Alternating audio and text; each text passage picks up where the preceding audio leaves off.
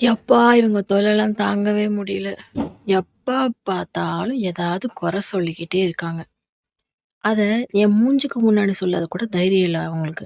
என் முதுகுக்கு பின்னாடி தான் பேசுறாங்க. ஆனா, இருந்தாலும் இவங்க ஏன் நம்மள பத்தி இப்படி பேசிக்கிட்டே இருக்காங்கன்னு ஒரு கொஸ்டின் மார்க் மண்டையில ஓடிக்கிட்டே இருக்கு.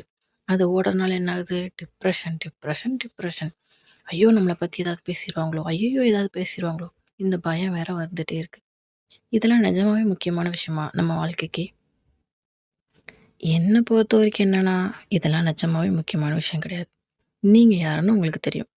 நீங்க எப்படிப்பட்டவங்கன்னு தெரியும். என்ன பண்றீங்கன்னு தெரியும். என்னென்ன ஸ்ட்ரகிள் அனுபவிச்சு இந்த இடத்துல வந்து நிக்கிறீங்கன்னு உங்களுக்கு தெரியும்.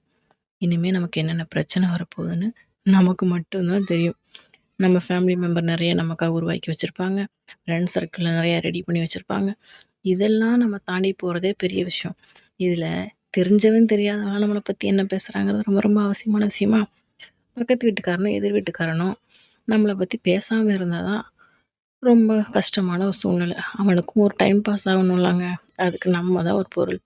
ஸோ அவன் டைம் பாஸ நம்ம ஏன் கெடுக்கணும்? அவன் பாட்டுக்கு என்னவோ பேசிட்டு போறான். அவ்வளோதான்.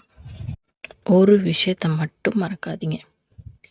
ஏன்டா இவங்க இப்படி இருக்காங்க அப்படின்னு யோசிக்கிறத விட, இவங்க இப்படித்தான் அப்படின்னு நெனச்சுட்டு இந்த விஷயத்துலேருந்து தூக்கி தூர போட்டுட்டு, உங்க வேலை என்னன்னு பார்க்க போங்க.